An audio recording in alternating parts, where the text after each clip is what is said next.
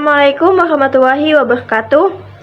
Perkenalkan, nama saya Sepia Lita Fajrianti, nomor absen 11 dengan NIM 21383042045. Di sini saya akan menjelaskan mengenai maksimalisasi laba dan metode peramalan penjualan untuk memenuhi tugas mata kuliah penganggaran yang diampu oleh Bapak Salehuddin LC.MM. Berikut penjelasannya. Baik, penjelasan yang pertama di sini terdapat maksimalisasi laba dengan 4 subpembahasan.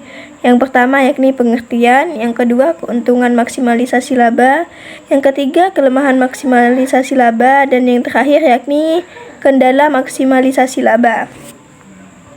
Tentunya kita perlu mengetahui apa sih maksimalisasi laba itu. Nah, maksimalisasi laba di sini adalah proses mengidentifikasi tingkat output produksi dan penetapan harga yang optimal untuk mencapai tingkat keuntungan setinggi mungkin.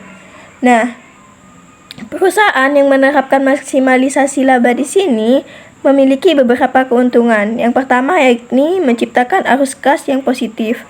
Dengan menerapkan maksimalisasi laba, perusahaan dapat menciptakan arus kas yang positif dan meningkatkan ketersediaannya arus kas. Yang kedua yakni nilai saham yang lebih tinggi. Dengan penerapan maksimalisasi laba, perusahaan dapat memperoleh nilai lebih bagi para pemegang saham yang dapat membantu perusahaan menarik peluang investasi dan kemitraan baru. Dan keuntungan yang terakhir yakni prospek pertumbuhan yang kuat bagi perusahaan. Nah, selain dari keuntungan dari maksimalisasi laba, tentu terdapat kelemahannya.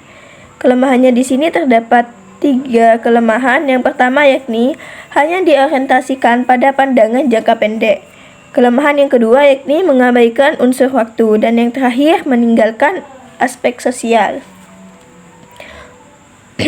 Perusahaan tidak boleh memprioritaskan keuntungan yang maksimal jika strategi tersebut membahayakan stabilitas jangka panjangnya. Oleh karena itu, terdapat kendala umum dalam memaksimalisasikan laba. Di sini terdapat 3 kendala maksimalisasi laba. Yang pertama yakni reputasi merek dan citra perusahaan. Jika pelanggan merasa bahwa mereka tidak dihargai dan perusahaan hanya menganggap pelanggan sebagai sumber keuntungan, maka perusahaan akan kehilangan loyalitas pelanggannya, dan ada kemungkinan pesaing akan menawarkan layanan yang lebih baik yang berdampak pada reputasi merek atau citra perusahaan. Yang kedua yakni produk inferior. Jika perusahaan terlalu fokus pada maksimalisasi laba sehingga menerapkan pengurangan biaya produksi, maka akan berakibat pada kualitas produk yang membuat pelanggan menjauh pada akhirnya.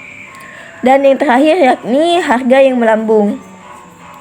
Menaikkan harga adalah cara terbaik untuk meningkatkan pendapatan dan keuntungan perusahaan. Sehingga harga tidak menjadi kompetitif, maka kemungkinan besar pelanggan tidak puas dan mencari tempat lain.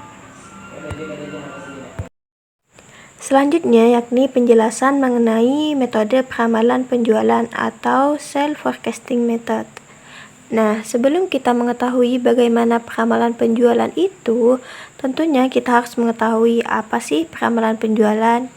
Nah, peramalan penjualan atau sales forecast merupakan suatu teknik untuk memproyeksi penjualan dan tingkat permintaan konsumen potensial pada periode anggaran tertentu, menggunakan data dan asumsi tertentu pula.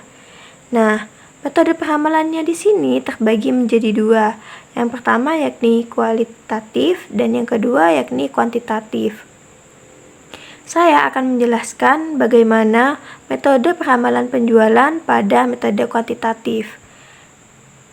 Metode kuantitatif di sini merupakan metode peramalan yang didasarkan pada data historis yang ada atau cara penaksiran penjualan menggunakan model matematik atau statistik. Nah, untuk pendekatannya pada metode kuantitatif ini terbagi menjadi 2 pendekatan.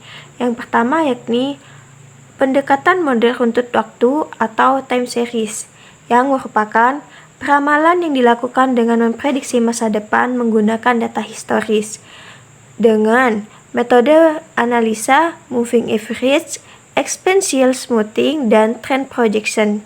Nah, untuk pendekatan yang kedua di sini ada model kausal yang merupakan peramalan yang dilakukan dengan memasukkan variabel-variabel yang dianggap faktor penentu kuantitas yang diramalkan dengan model analisa yang menggunakan analisis regresi.